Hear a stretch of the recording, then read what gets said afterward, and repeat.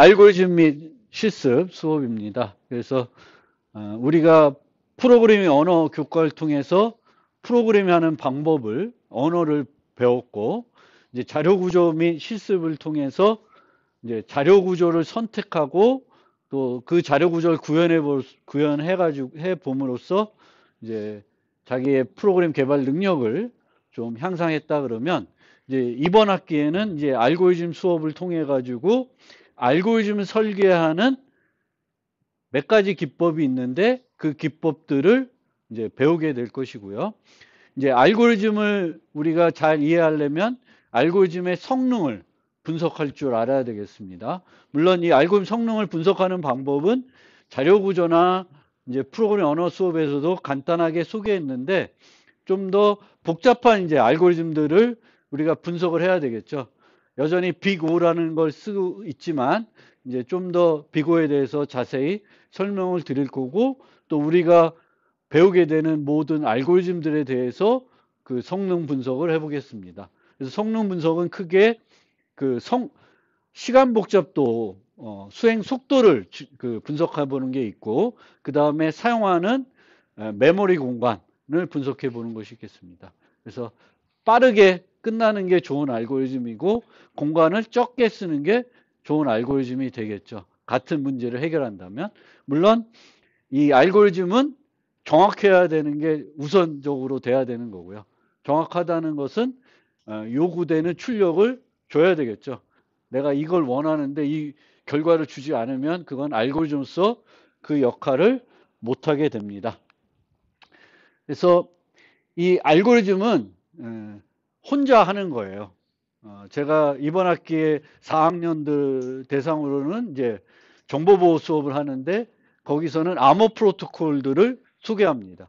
프로토콜은 혼자 하는 게 아니에요. 프로토콜은 뭐 2명 이상이 뭔가 같이 해서 어떤 목적을 달성하는 겁니다. 근데 알고리즘은 보통 혼자 하는 거고, 우리가 살펴본 알고리즘은 컴퓨터 알고리즘이죠. 컴퓨터에서 우리가 수행시키면은 해결하게 되겠습니다. 그래서 이 알고리즘들은 문제를 해결해 주는 그런 알고리즘인데, 이 문제를 우리가 어떻게 정의하냐면 입력과 그 입력이 주어졌을 때 기대되는 출력으로 그 문제를 정의하고 있습니다. 여러분들이 프로그램 경시대 문제 같은 걸 많이 풀어 보셨으면은 이제 이 문제들이 어떤 형태로 주어지는지 알 거예요. 그 문제에 대한 알고리즘, 그 문제를 해결하는 알고리즘들을 우리가 이제 학습하게 될 거고, 이 수업에서는 이 알고리즘을 설계하는 어떤 방법들을, 몇 가지가 안 되는데 그 방법들을 배우게 될 겁니다. 그래서 알고리즘은 3가지 특성을 갖춰야 되는데, 이걸 못 갖췄다고 해서 알고리즘이라고 하진 않는데 별로 쓸모가 없겠죠. 이걸 만족하지 못하면은. 그래서 알고리즘은 명확해야 되고 모호하지가 않아야 돼요. 어떤 일련의 단계들을 수행해야 되는 게 알고리즘인데, 이 한 단계 다음에 그 다음에 뭐 해야 될지가 모호하면 우리가 알고리즘이라고 부르기 어렵습니다. 그리고 알고리즘은 유한해야 돼요. 종교를 해야 됩니다. 그런데 알고리즘이 느리면 얘가 마치 종결이 안 되는 것 같이 느낄 수도 있어요. 매우 느릴 수가 있거든요. 한 컴퓨터 켜놓고 한 10년 기다리면 답이 나올 수도 있는데, 그래도 종결성을 갖고 있는 거죠. 그렇지만 그렇게 느린 것들은 우리가 보통 이제 좋은 알고리즘을 보기 어렵죠. 그래서 이제 프로그램 경시대회 같은 사이트에서는 1초 제한을 둬가지고 이제 알고리즘 성능을 측정하게 됩니다. 왜냐하면 알고리즘을 우리가 소스를 내면은 그걸 분석해서, 모르겠어요. 좀 지나면 AI가 그걸 할 수도 있을지 모르겠지만 지금은 그걸 못하기 때문에 비고를 분석해가지고 기대하는 성능을 주는 알고리즘인지를 보는 것이 아니라 실제 실행 시간을 측정해가지고 1초 이내에 들어오면은 성능이 괜찮은 알고리즘이라고 측정해가지고 이제 통과시키고 그렇게 되는 겁니다. 그리고 아까도 얘기했듯이 알고리즘은 이제 정확해야 되는 거죠. 입력과 입력이 기대한 출력이 있는데, 어떤 그 입력이 들어왔는데 우리가 기대한 출력이 아닌 다른 출력을 주면 정확하지 않은 알고리즘이 되겠습니다. 그래서 이제 마지막 단계로 보시면 돼요. 프로그래밍 학습에서 컴퓨터 공학에 돌아서 마지막으로 이제 알고리즘을 배우게 될 거고요. 그 다음에는 이제 이런 걸 바탕으로 좀 소프트웨어를 설계하는 능력, 조금 더 뭐 클린 코드를 작성하는 방법들, 뭐 객체 지향 쪽에는 설계 패턴 뭐 이런 거고요. 또 분야마다 이제 필요한 라이브러리들을 내가 쓸 줄 알아야 되겠죠. 웹 개발자면 뭐 이런 게임 개발자는 뭐 이렇게 될 것 같습니다. 그래서 이 수업에서 여러분들이 이제 뭘 만나게 되냐면은 컴퓨터 공학 관련해서 유명한 문제들이 있어요. 그래서 그런 문제들을 많이 만나게 될 겁니다. 뭐 이미 알고 있는 문제들도 있겠죠. 정렬 문제라든지 선택 문제라든지 이런 것들은 이미 알고 있는 문제들일 텐데 잘 몰랐던 유명한 컴퓨터 공학 관련 문제들을 이번 시간에 많이 배우게 될 거예요. 알게 될 거예요. 그리고 그런 알고리즘들을 어떤 알고리즘으로 해결할 수 있는지를 학습하게 될 거고요. 또 이런 알고리즘, 이런 문제들을 해결하는 유명한 알고리즘들도 만나게 됩니다. 정렬 같은 경우에는 이제 정렬을 해결하는 알고리즘들이 많이 있는데 그 중에서도 이번 학기에 합병 정렬이나 빠른 정렬 이런 것들을 또 유심히 살펴볼 거고요. 왜냐하면 여기에 들어가는 알고리즘 설계 기법이 전형적인 알고리즘 설계 기법이에요. 그래서 좀 살펴볼 거고 뭐 카라슈바, DFS, BFS, DFS, BFS는 또 다 아실 거고요. 그래프에서 탐색하는 기본적인 알고리즘이 BFS, DFS입니다. 그래서 이런 것도 볼 거고 그리고 그래프에서 최단 경로를 찾을 때 이제 많이 쓰는 알고리즘이 다익스트라 알고리즘이고 벨맨 포드도 비슷한 알고리즘입니다. 그래서 그런 알고리즘들도 이제 유명한 알고리즘들을 많이 한 학기 동안에 많이 접하게 될 거고요. 아까 말한 알고리즘을 설계하는 방법은 크게 요 7가지가 전부입니다. 그래서 요 7가지를 중점적으로 이제 한 장씩 살펴보고요. 제일 첫 번째 보이는 게 이제 전수조사예요. 전수조사는 모든 경우를 다 검사해 보는 거예요. 모든 경우를 다 검사해 보면 당연히 답은 정확하겠죠. 근데 경우의 수가 너무 많으면은 전수조사를 못 하겠죠. 전수조사하는데 시간이 너무 많이 걸리니까 그럴 경우에는 이제 다른 아래에 있는 방법들을 사용해 가지고 문제를 해결해야 됩니다. 만약 전수조사로 해서 해결할 수 있으면 전수조사로 해결하면 되겠고요. 전수조사하는 알고리즘들 뭐 대다수는 그렇지 않지만 대다수라고 그러니까 모든 경우가 그런 건 아니지만 다수의 우리가 전수조사하는 알고리즘들은 어떻게 구현하냐면 재기 알고리즘으로 많이 구현을 합니다. 그래서 기본적으로 재기 알고리즘들을 잘 구현할 수 있어야 돼요. 알고리즘들을 잘 여러분들이 작성하려면 재기 알고리즘으로 전수조사하는 알고리즘을 만들 수 있어야 되겠고 그 전수조사하는 알고리즘을 또 밑에 있는 동적 프로그래밍 기법을 써서 기계적으로 또 개선할 수도 있습니다. 그 다음에 이제 전수조사가 힘들 경우에 그 다음에 우리가 해볼 수 있는 게 분할 정복하는 기법입니다. 그래서 나누어서 작은 문제들 해결하고 그 작은 문제들을 결합해서 큰 문제를 해결하는 게 분할 정복이에요. 대표적인 게 뭐 합병 정렬 같은 게 그런 거거든요. 합병 정렬은 전체를 반으로 나눠서 반을 정렬하고 두 개를 결합해서 정렬하는 그런 기법인데 얘가 반반 나눠서 끝나는 게 아니라 계속 나누죠.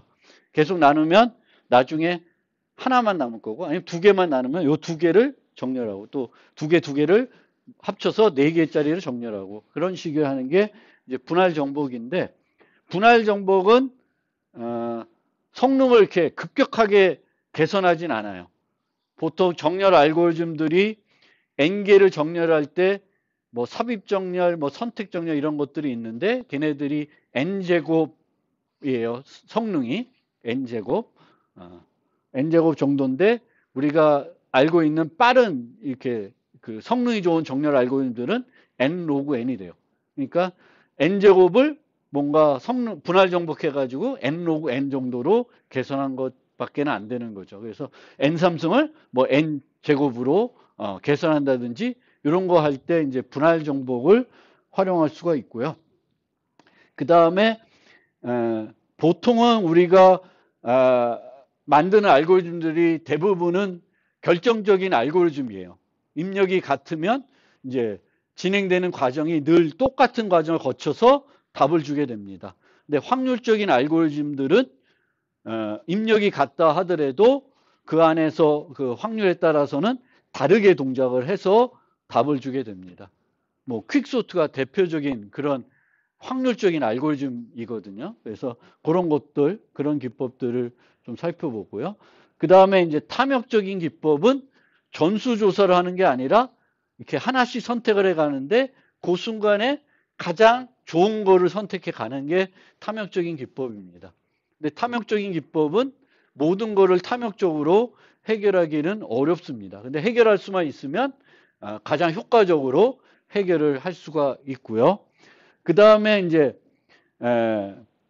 전수조사를 하는데 경우의 수가 너무 많을 때 우리가 이제 많이 사용하는 어떤 기법이 동적 프로그램이 되겠습니다. 그래서 동적 프로그래밍은 이 분할 전복은 보통 위에서부터 이렇게 내려오거든요. 반씩 나누고 그다음에 또 반 나누고 이렇게 내려가면서 위에서 아래로 가는데 동적 프로그래밍은 어떻게 하냐면 가장 작은 문제, 크기가 1인 문제를 해결해요. 그 다음에 그걸 이용해서 크기가 2인 거, 크기가 3인 거, 요걸 점진적으로 해서 우리가 원하는 크기가 n인 거를 해결하는 기법이 동적 프로그래밍 기법. 그 중에서도 태뷸레이션이라는 기법이에요.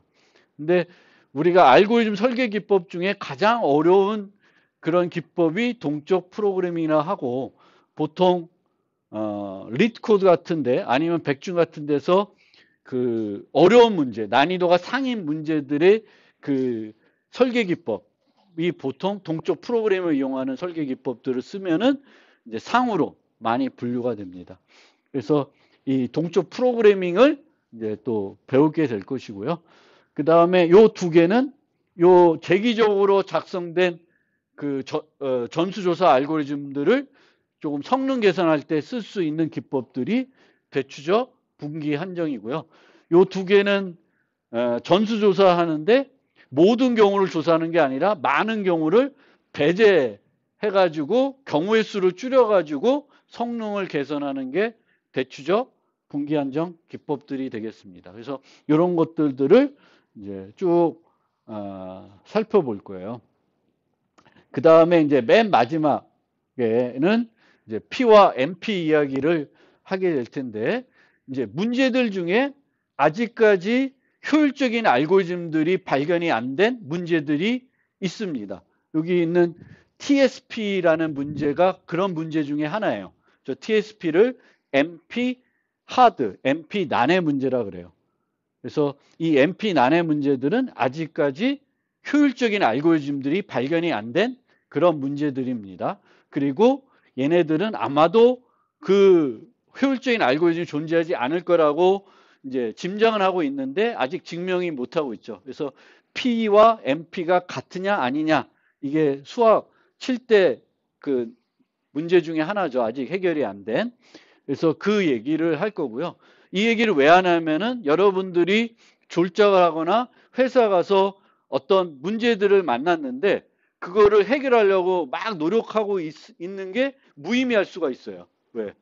그 문제에 대해서는 효율적인 해결책이 발견이 안 돼 있기 때문에 그래요. 그래서 여러분들이 어떤 문제를 만났을 때 이 문제는 해결할 수 있는 문제인지 아닌지를 또 구분할 수 있어야 되는데 그거를 이해하려면 요 P와 MP 그 이론을 여러분들이 이해를 해야 됩니다. 그래서 그거를 통해서 이번 학기에 학습할 내용이 아마 마무리될 겁니다.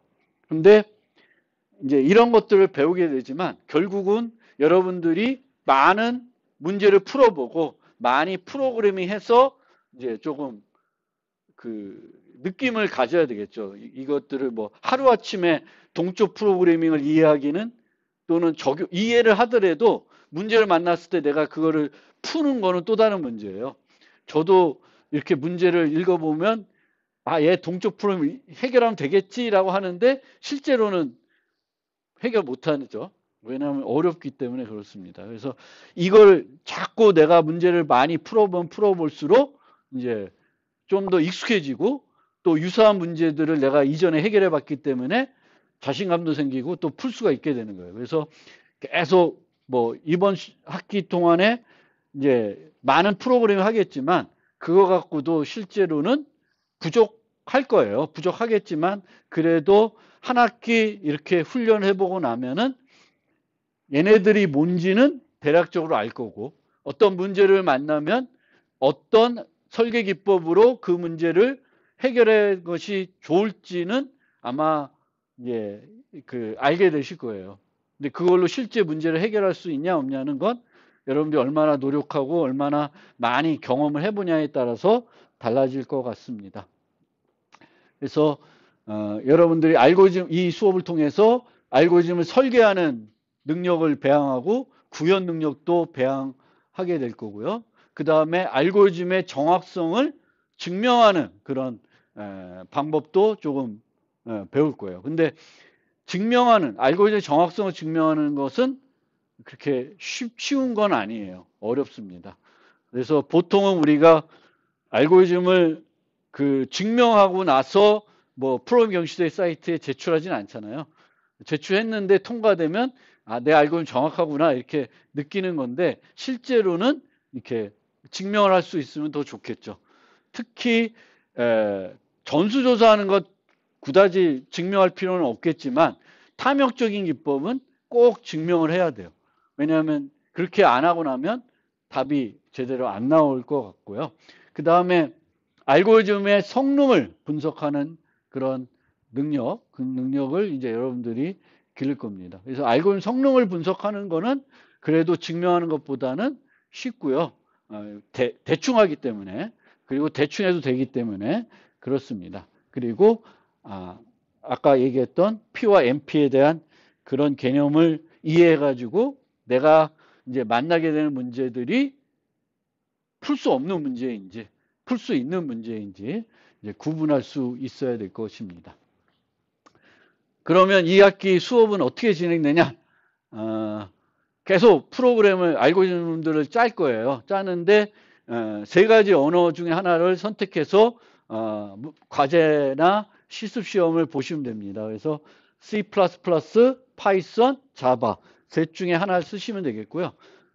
문제마다 다른 언어를 사용해도 좋고요. 챕터마다 다른 언어를 쓰셔도 좋고 뭐 그건 여러분들이 알아서 선택을 하시면 됩니다. 그래서 자기가 익숙한 언어 가지고 하면 될 텐데 어떤 문제들은 자바, 파이썬 하다 보면은 워낙 얘가 느리기 때문에 좀 더 힘들 수도 있어요. 뭐 근데 프로그램하기는 또 편할 수는 있으니까 뭐 그건 여러분들이 선택하시면 되겠고요. 그리고 이제 교재가 있고요. 또 강의 슬라이드가 계속 올라갈 텐데 그 슬라이드와 교재는 제가 뭉쳐가지고 이미 올려놨어요. 근데 그 올라간 것이 그대로 계속 이번 학기 내내 가지는 않을 것 같긴 해요. 왜냐하면 제가 매주 수업 전에 또 살펴보는데 조금씩은 수정할 수가 있으니까 감안해서 사용하시면 되겠고요.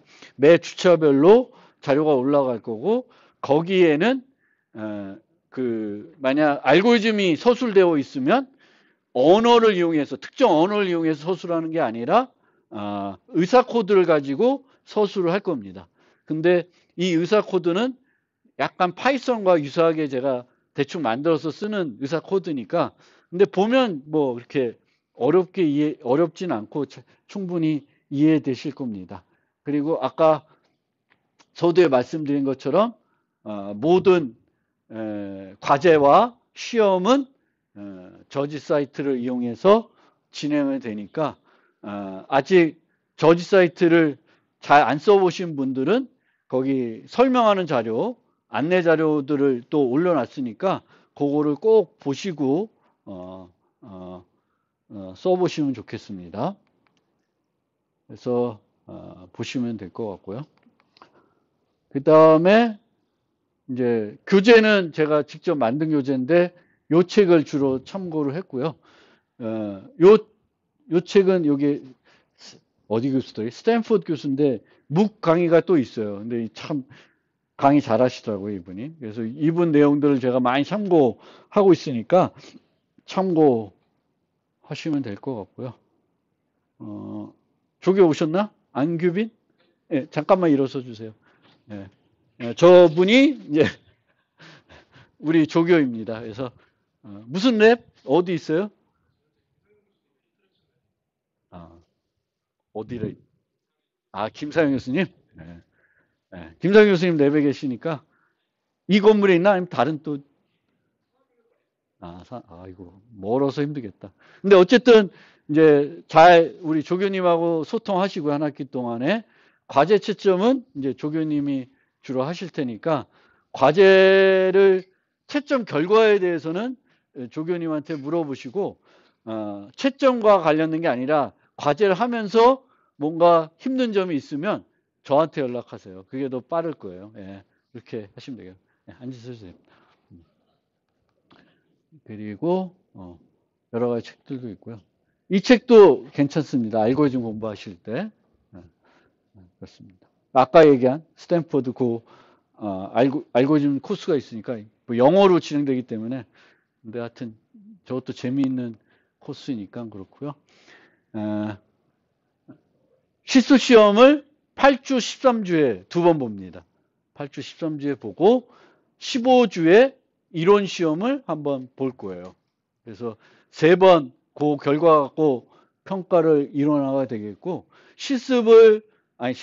실습보다는 과제를 주로 많이 하는데 그래서 이 과제는 다 저지 사이트를 이용해서 진행되기 때문에 그것도 비중이 커요. 그러니까 과제도 늘 잘 해서 내시면 되겠고 매 장이 끝나면은 EL의 그 퀴즈가 올라갑니다.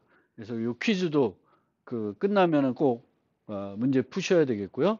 그것도 정답률을 가지고 5% 간단하게 반응을 합니다. 그래서 대충 찍지 마시고 조금 공부한 다음에 그 해보시겠고 저 문제들은 교재 끝에 있어요.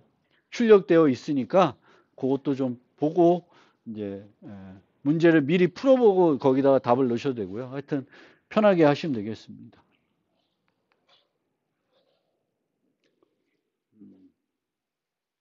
그래서 과제는 까 잠깐 보여드린 것처럼 저지 사이트에 그 올라가는데 매주 월요일 날 올라갈 겁니다. 매주 월요일 날 올라가서 10일을 드릴 거예요. 그래서 지각 제출 뭐 이런 거 없어요. 그냥 10일 이내에 저 대회도 끝나고 EL에 올리는 것도 끝나요. 그러니까 그 전에 올리시면 되겠고요. 문제를 푼 다음에 이제 해결을 하거나 또 해결 못했는데도 그 상태로 평가를 받고 싶으면은 제출한 소스를 URL을 저한테 보내주시면 되겠고요. 이미 제 수업 들었던 분들은 뭔지 아실 것 같고 나중에 한번 다음에 한번 또 다시 한번 설명을 드릴 텐데 어쨌든 소스는 모아가지고 파일 하나로 해가지고 파일도 하나 올려주시고요. 근데 주로 저는 이제 그 소스 URL을 클릭해가지고 이제 보고 피드백을 여러분들한테 드릴 겁니다. 한 5명 정도 랜덤하게 선택을 해가지고 이제 피드백을 자료를 만들어서 이해에 올린 다음에 필요하면 다음 시간 수업 시간에 와서 그 피드백에 대해서 잠깐 또 추가적으로 설명을 드릴 것입니다. 그리고 이 과제라면서 뭔가 잘 안 돼, 뭔가 궁금한 것이 있으면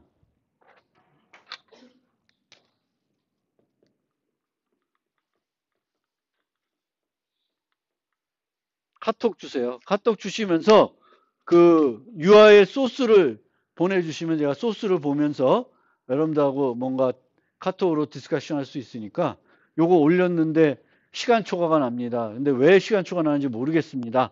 뭐 이렇게 되면 제가 보고 요것 때문에 시간 초과가 나고 있다. 뭐가 잘못됐다. 답이 안 나옵니다. 그러면 제가 보고 이거는 요런 거를 생각 못해서 답을 지금 못하고 있다. 이런 것들을 제가 설명해 드릴 수 있으니까 이렇게 연락 주시면 되겠습니다. 그리고 이거는 통과가 목적이 아니에요. 통과가 목적이 아니라 그 배우는 알고리즘을 정확하게 깨끗하게 적용하는 게 중요한 거예요. 그래서 예를 들면 2장 수업을 우리가 배우고 있어요. 2장이 아니구나. 2장. 2장? 아니다. 3장. 2장, 3장. 예를 들어서 2장은 전수조사고 3장은 분할정복인데 2장 문제를 드렸더니 동쪽 프로그램을 해결하고 있어. 그러면 안 돼요. 안 돼요. 더 빠른 알고리즘을 알고 있다 하더라도 그 챕터에 맞는 설계 기법을 가지고 알고리즘을 해결하셔야 됩니다. 그래서 그 챕터에 맞는 알고리즘 설계 기법 갖고 해결해야 돼요. 통과만 된다고 해서 나는 그러면 과제 100점 맞는 게 아니라 그 배운 챕터에 있는 알고리즘 설계 기법을 가지고 문제를 해결하셔야 되겠고요. 알고리즘 해결할 때 프로그램 경시대의 문제를 풀듯이 풀지 마시고 알고리즘들을 좀 잘 이쁘게 만들어서 전역 변수 같은 거 막 써가지고 빠르게 통과하는 게 주 목표가 아니에요. 제일 먼저 통과하는 게 목적이 아니라 정상적으로 알고리즘을 만들어서 통과하는 게 목표가 돼야 됩니다. 그래서 그렇게 좀 하시면 되겠습니다. 그래서 이런 식으로 이제 중간 시험 전까지는 중간 시험이라기보다는 첫 번째 시스템 전까지는 이제 탐욕적 알고리즘을 첫 번째 일부를 배우고요. 그 다음에 이제 후반부로 넘어가려고 합니다. 그래서 후반부에서는 중요한 게 이제 동적 프로그래밍을 살펴보는 거랑 맨 끝에 있는 P와 MP 이야기를 좀 이해하는 거가 되겠고요. 네. 이제 하다 그러니까 프로그래밍을 좋아하시는 분은 참 재밌게 참여할 수 있는 수업일 거예요. 그래서 이렇게 보시면 되겠습니다. 그리고 여기 근데 그 실습을 거의 안 할 거예요, 아마. 이게 모모미 실습이지만 이 실습을 집에서 하는 걸로, 저 과제로 하는 걸로, 과제를 여기서 하고 계셔도 되겠지만 뭐 그거 꼭 굳이 그럴 필요는 없을 것 같아서 이제 여기서는 제가 그 이론적인 내용들을 설명드리고 이제 그 1챕터가 끝나면 이제 실습과 과제를 이제 과제로 하는 거죠. 그런 식으로 생각하시면 되겠고요. 뭐 나중에 실습 시험을 여기서 시험 보는데 이제 자기 개인 컴퓨터 갖고 오셔도 되고 여기 있는 컴퓨터 쓰셔도 되는데 여기 있는 컴퓨터는 다 맥이고 저런 것들이 설치가 되어 있습니다. 그래서 이용하시면 되겠고요. 뭐 편안한 거 쓰시면 돼요. 그 뭐 특별하게 이제 뭐 내 소스를 압축해서 제출할 이유가 없으니까 다 저지 사이트에 그 코드를 제출하는 거니까 특별하게 뭐 어떤 환경을 쓰는지는 중요하지 않습니다.